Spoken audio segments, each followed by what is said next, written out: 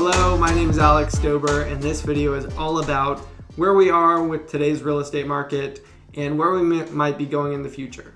There are tools that I'm going to share. They're not a crystal ball, but they are tools that you can put in your tool belt in order to help you figure out what the best decision for you might be.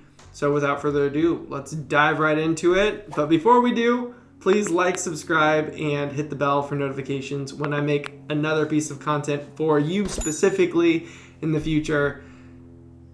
Let's do it.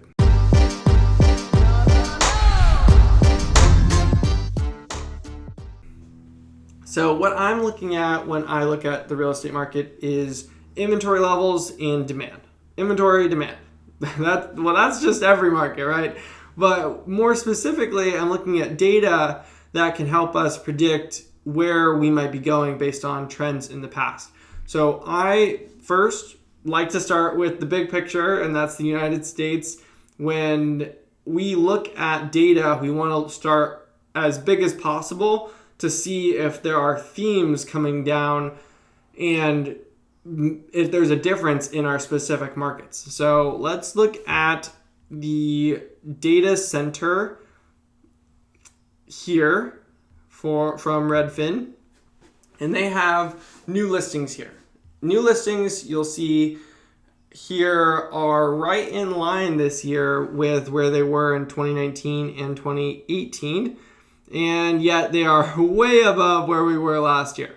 We had really no new listings, and then we saw that this big dip shot up, and then we got all of this extra inventory over the previous years, and that did help quite a bit. But I mean, we were way down. We were 42% down from the previous year when it comes to inventory across the country. So that really increased prices. Prices just shot up. We had price discovery, which happened because we didn't know what real estate was worth anymore. We were like, oh, how many people are actually going to move out of cities and move into suburbs? And how many people are going to want bigger spaces, bigger yards, bigger square footages, more rooms, an office? A lot. The answer is a lot. A lot of people moved from Los Angeles, San Francisco, New York to suburbs. And this really put a huge influx of demand on suburban and higher square footage and larger lot sizes in order to give people a better quality of life if they're going to work from home. We don't know when this is going to happen again in the future, but until that does happen, it is really good for anyone who owns property in the suburbs, and people are paying a pretty penny for these homes. When we think about it, it's not just a penny, it's way more than it was in the past. Santa Barbara specifically, we saw an 83% appreciation rate. That's parabolic. That is crazy sauce. And it's like investing in a home in Santa Barbara is like a growth stock. And yet it has way more of the staying power. And, I always describe it as like a blue chip stock. Well, this is incredible. I mean, we saw a crazy amount of growth, and we're seeing new all-time high for new listing median price, and it's continuing to increase. And it's increasing, and it kind of shot up here as well, another percent just over the last month. So that is really interesting data to watch. Well, what you also want to watch is the pending sales. The pending sales is important because it shows how much buyer demand is out there. And buyer demand is predicted based on how many homes are out there that are going into escrow. Pending sales means that there is a new escrow.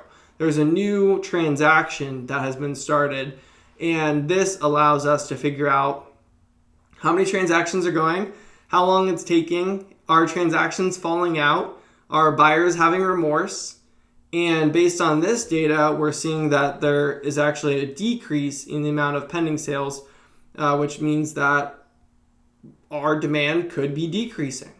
This pending sales number affects the homes sold number, and our homes sold is way down. So these are not predicting the future. They're not saying, hey, we're going to see a crash in prices or anything like that. But they are saying that our data shows that our market is cooling. Our markets are cooling. Here in 2020, just 2020, we can pull off 2019 and 2018.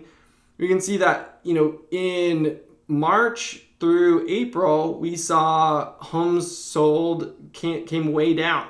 And then it shot way up. Well, we're seeing really the opposite here for this year. So what we want to see is, sustained growth here instead of this fluctuation happening in the market.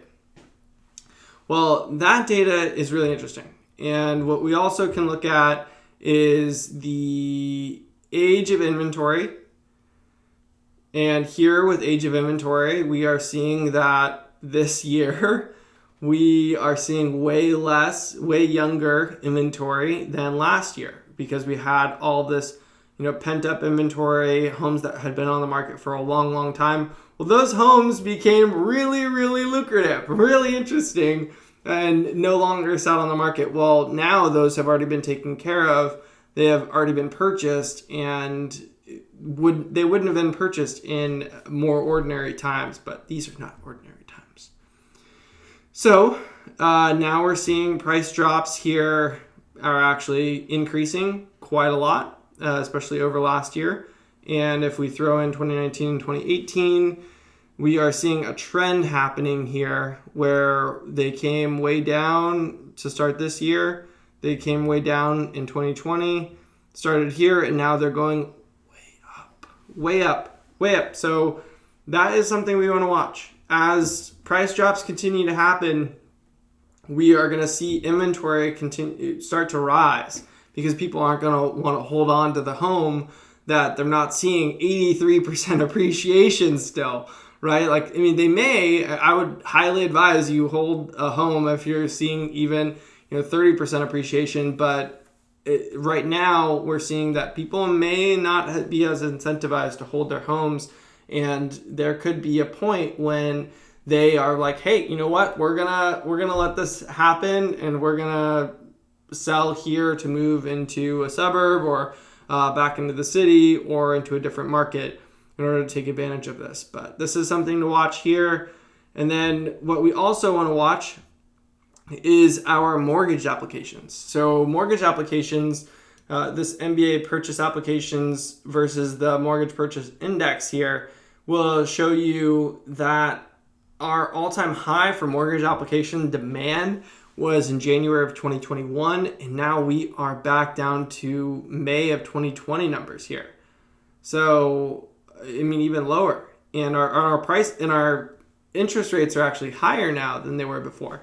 So we're seeing that we peaked when it comes to mortgage demand, and now we are definitely coming down there. That is a buyer demand indicator. We also have housing starts.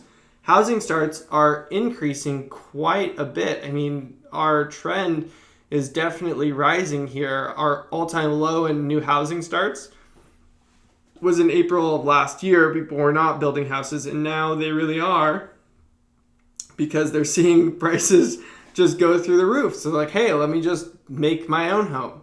Well, the issue was that lumber prices were so expensive, and it was better to just buy a home than to pay for all the lumber to build the new home.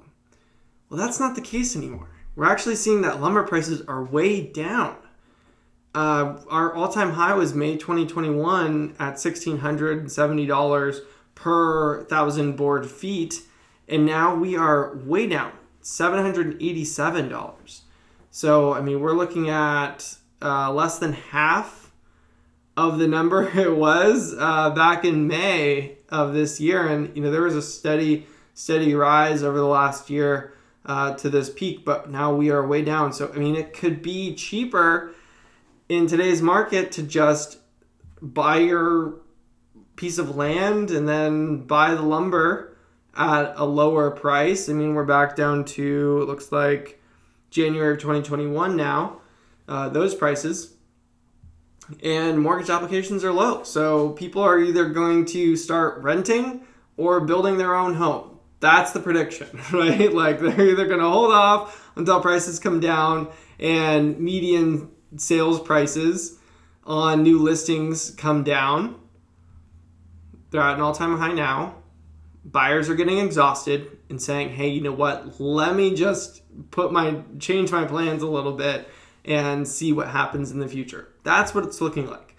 What we can do is predict what's going on more locally. So Santa Barbara, for example, we are seeing that new listings are coming up. I mean, we're definitely going into a phase where we're seeing listings coming up close to 2020 numbers.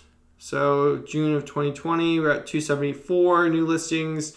And this year we are at 257. So, pretty close there. And it looks like we are seeing a trend here. We are seeing a rising trend. We had, a lull here of April, and our peak was 262 in March. And now we're seeing that we're getting a higher high. And if new listings are coming on the market, then that means that we can have more inventory and that buyer demand is decreasing, new listings increasing, more inventory, less buyer demand, lower prices. So our price changes aren't changing too much right now. They are not even close to where they were last year when it comes to number of homes. Number of homes with price reductions, in July of last year, or let's look at June of last year, 121 price reductions. And this year we're looking at 44. So not even close to there, but this is something that we want to watch because it is flat. It's not decreasing. But when it starts to increase, then that is when we want to start looking at options for transitions, especially for my clients. But this is something to watch. Price reductions for buyers in this market, especially sellers. If you have somewhere that you need to be in the next 10 years, this is something to consider. Month closed inventory, we are way up from last year. This is a good trend when it comes to just price discovery, and we are getting more successful transactions.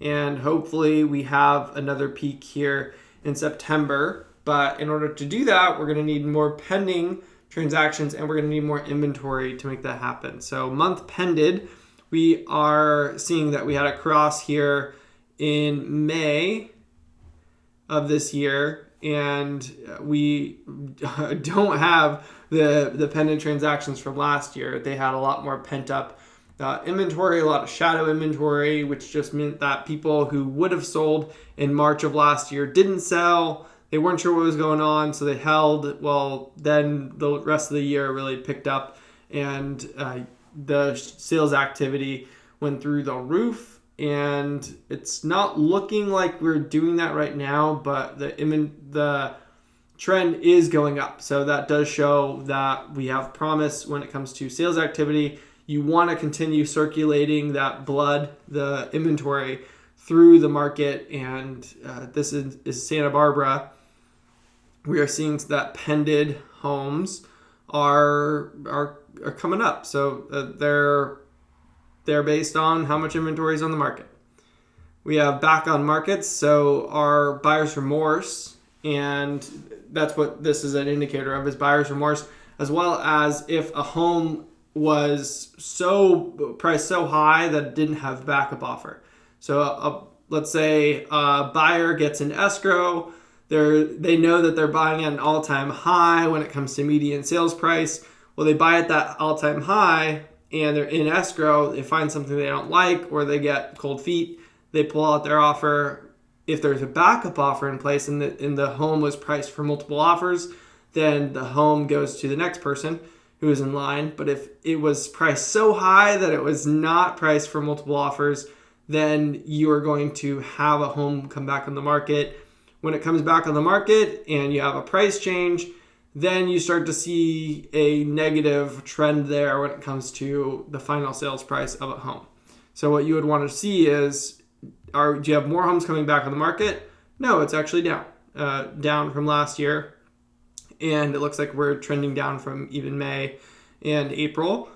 So when we have high back on market and we have high price changes and we have high new listings, then that's a recipe for lower prices. So all in all, what I would say is we are seeing a shift here, possible shift, depending on what this data plays out in the next 3 months, 6 months. We will know where the buyer demand actually is. Right now it's pointing to lower, and we'll see where the inventory is, and that's pointing to higher. We're seeing new listings in Santa Barbara, and we're seeing new listings across the country, and we're seeing all-time highs when it comes to the average median sales price. So these are the indicators we're watching. I'm going to keep updating you with these videos and walking you through the data, giving you my interpretation. And yet, I would love it if you like, subscribe, and hit the bell for notifications when I make more videos like this in the future. I'll come right back to you with some more data and some more insights into what I see going on in the market. Thank you so much and have a good day.